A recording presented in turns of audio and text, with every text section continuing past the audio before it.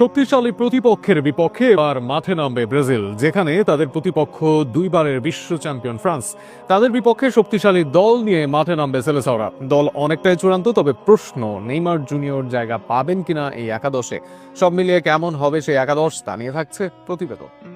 হেক্সা পূরণে এবার বেশ তোড়জোড় করে নেমেছে সেলেসাও। এর মাঝে ডাগআউটে যুক্ত হয়েছে কার্লো আনচেলত্তি। বেশ কয়েক ম্যাচেও সামলেছেন ব্রাজিলকে। এবার বিশ্বকাপের আগে শক্তিশালী দলের বিপক্ষে নামবে ব্রাজিল, যেখানে তাদের প্রতিপক্ষ ফ্রান্স। কার্লো আগেই বলেছিলেন আগামী ম্যাচের দলে অগ্রাধিকার পাবে বিশ্বকাপের সম্ভাব্য দলও। তাই পরীক্ষা নিরীক্ষা নয়, সম্ভাব্য সেরা দল নিয়েই মাঠে নামবে ব্রাজিল, যেখানে গোলরক্ষক হিসেবে থাকবেন এলিসন বেকার। যদিও ব্রাজিলের এই পজিশনে বেশ কয়েকজন খেলছেন সাম্প্রতিক সময়ে, তবে বেন্তো, এডারসন বা সৌজা কেউই এলিসনের মতো পারফর্ম করতে পারেননি। তাই বিশ্বকাপের ব্রাজিলের সেরা পছন্দ এলিসনও হবে। ফ্রান্সের শক্তিশালী আক্রমণের বিপক্ষে এলিসনও হবে প্রধান পছন্দ। ডেম্বেলে, এমবাপ্পে, বার্কোলাদের সামলাতে শক্তিশালী সেন্টার ব্যাক আছে ব্রাজিলের। আর্সেনালের গ্যাব্রিয়েল ম্যাগালাসকে বর্তমান সময়ের সেরা সেন্টার ব্যাক বললেও ভুল হবে না।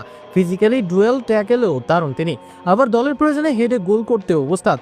এমন একজনকে নিঃসন্দেহে বিপক্ষের জন্য হবেন থ্রেট। তার সাথে সুস্থ থাকলে থাকতে পারেন এডার মিলিতাও। তবে রিয়াল মাদ্রিদের মিলিতাও সেভাবে ফর্মে বা ফিট না থাকলে পিএসজির মার্কিনহস হতে পারেন সুযোগ। রাইট হিসেবে দলের প্রধান পছন্দ ভ্যান্ডারসন। ক্লাব ও জাতীয় দলের হয়ে ধারাবাহিক পারফর্ম করছেন ভ্যান্ডারসন, যদিও এই জায়গায় ওয়েসলি আছেন।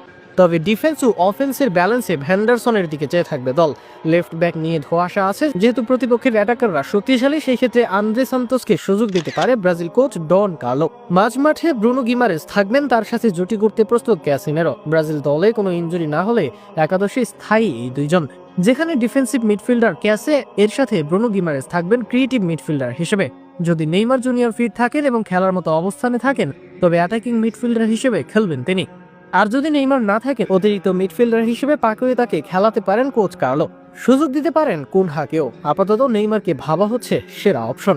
আক্রমণ ভাগে লেফট উইংয়ে খেলবেন রাফিনহা, যদিও রাইট উইং বা অ্যাটাকিং মিডফিল্ডার হিসেবে তার বহু পরিচিত। তবে লেফটেও সমান তালে খেলতে পারেন তিনি। বার্সা দলে ইয়ামালের সাথে খেলেন বাম দিকে, ডান দিকে থাকবেন বিস্ময় বালক এস্তেভাও, যে গত বছর ব্রাজিলের সর্বোচ্চ গোলদাতা। আর স্ট্রাইকার হিসেবে দায়িত্ব থাকবে ভিনির। সব মিলিয়ে এটা হতে পারে সম্ভাব্য একাদশ। এবার দেখা যাক সব মিলিয়ে কেমন একাদশ বানায় ব্রাজিল দল।